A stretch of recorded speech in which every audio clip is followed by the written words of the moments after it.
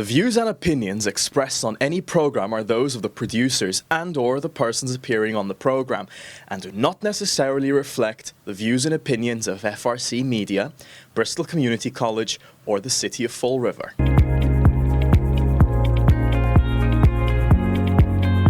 Thank you for joining us on a Wednesday here at FRC Media, and joining us, as he does most weeks, is the Mayor of Fall River, Mayor Paul Coogan, for our discussion. Mayor, how are you this week? Doing okay, Keith. How about you?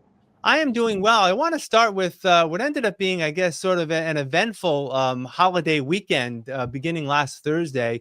A severe storm blew through the region. There was a lot of damage across the city. I guess, almost a week later, give us an update on how, that storm damage is being handled across Fall River.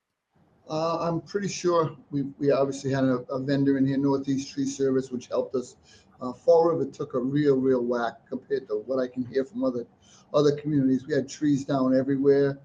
We had flooding. We had a mess. We had trees landing on cars. We had fences being destroyed. So the night it happened, that Thursday, we were out riding around. I was at a tree on Pleasant Street with a chief that had crushed a car and was halfway across the Firestone. It was a real mess. We declared a state of emergency. We're applying for some MEMA funding to help with the cleanup. It was something we had to do. I think I want to compliment all of our first responders, the police, the fire, DCM, people that got out there that night going to work. The people we work with, our regular vendors on tree removal, particularly Northeast. They were still working as far as yesterday. They're still probably out today. I haven't got an update yet, but they tackled a ton of work. Our parks, especially Kennedy and Maplewood, had some severe tree damage, and they're down there cleaning them up. And I believe they made tremendous progress by, I'm hoping by the end of the week, people can't even tell there was a storm come through here, but it was really an unexpected mess. Last night, we had some severe thunderstorms, and I believe that's what we thought we were going to get on Thursday night, but it was way more than that. It was 70+ mile-an-hour winds. It was flooding rains, even heavier than last night, and the city took the brunt of the smack there. Yeah, I know that it's funny, the way technology has helped with weather forecasting. We've come a long way, especially when it comes to like a snowstorm. When you can see it coming, you can plan for that. Even for something like a hurricane, which could be extremely devastating, there can be planning for that because you can actually see it. These events, these pop-up thunderstorms can just, come by and come through without any warning. So it's difficult. Now, let me ask you about the state of emergency. What's normally the process? You talked about, trying to apply for some funds. Is there a timeline when you can hopefully hear something about whether the city will receive some help? Well, we are still compiling all of our bills. Obviously, we're looking at the people that came in on overtime that worked for the city. We're looking at our vendors and what they did. We're looking at any unanticipated costs that involved closing roads, wiring. So we're trying to put it all into one big bundle, and that's what we'll apply for. We just got to make sure all the bills are in yet. I don't believe they're all in. When we get a final number, we'll submit it and ask for reimbursement, and hopefully we'll work with our state legislators and our federal delegation to try to push this through. As I said, that was really unanticipated, and it was something that we had to take care of as fast as we could. And the good thing was the next day was an absolutely gorgeous day, the 4th of July, for the events down at the waterfront and the fireworks. And again, another well-attended event, and a lot of people appear to be pleased with what happened. Yeah, like I said, the guys did a great job getting the roads passable so people would get out that night.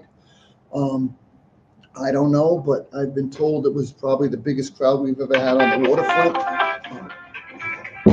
I'm sorry. If you look at it, you had 3 parks going. We had Bicentennial, the Norton Pier, and Heritage State Park, and every one of them was packed to the rafters. It was, we took a tremendous hit last year because it was fog. But this year the fireworks were clear, and people seemed very happy, and we were there all night.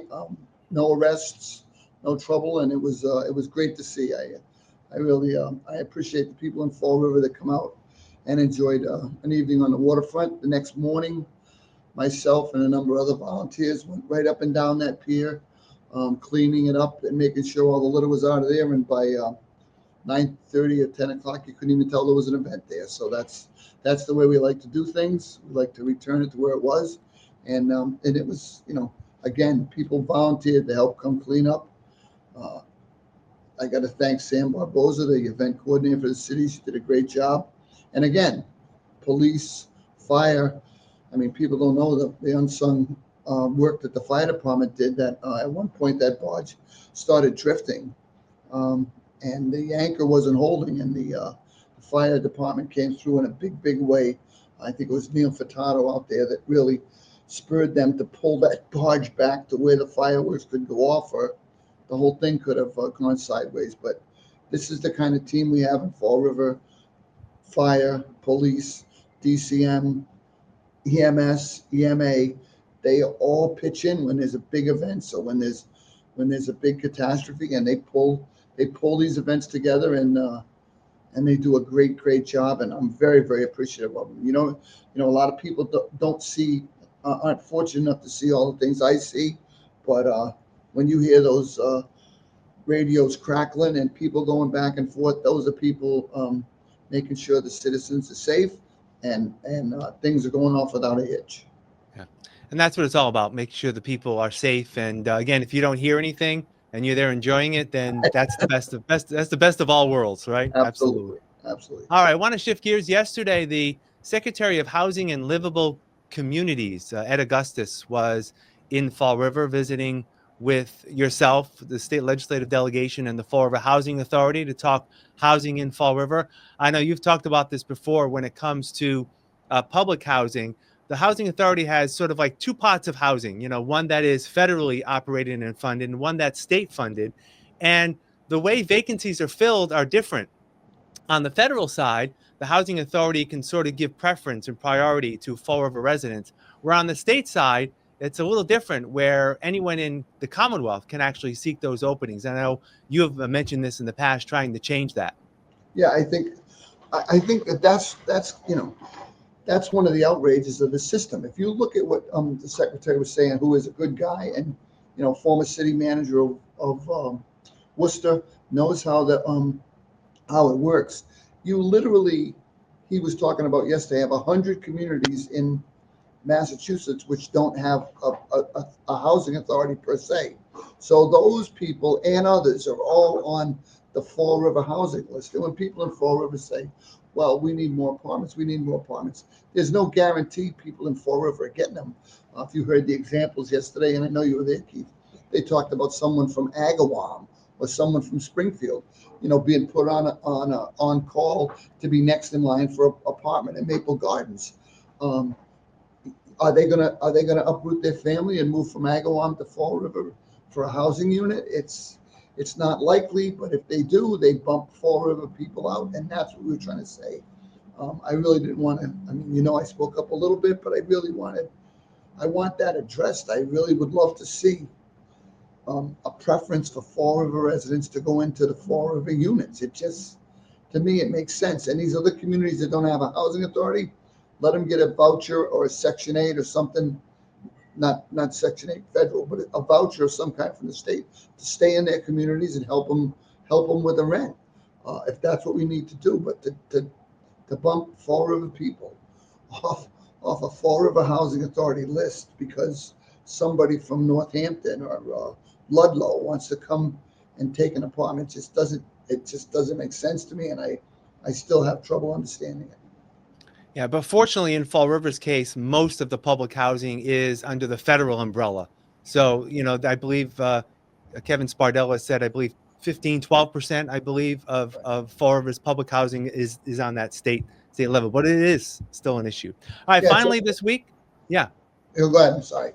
No, I was just going to say, finally this week, we want to talk about an event that's actually starting this evening, Wednesday night, as we record this, the Summer Evenings in the Park, the concert series. I believe it's its 5th year, and it's a great opportunity for people in neighborhoods to get together, have some free food, and share a good experience. Yeah, we'll be at Father Kelly, and usually that's one of our biggest crowds down there.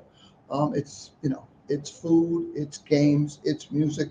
It's they do this spray painting with the kids. They give them all a little art class. It's a lot of fun. We hope everybody shows up tonight. It's going to be at Father Kelly. I'm looking for the time. It starts. I think it's 6 o'clock, or is it Yeah. 5? Keith.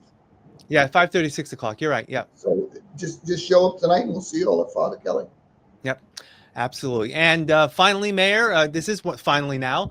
This is the last regular interview. We've been doing these weekly for quite some time during a local election year. We like to pause during the beginning of the election season. I know that if you haven't already, you'll be handing in your nomination papers, as will other candidates. We'll still be talking on as needed in terms of specific issues, but we won't be doing this regular session until after Election Day. So I want to thank you for your time, and we'll talk again soon, Mayor. I appreciate it. Thank you, Keith, and thank you, FRG TV. We appreciate it. You guys are very gracious to host us once a week, and we'll stay in touch. All right. And thank you for joining us here at FRC Media. Have a great rest of your week.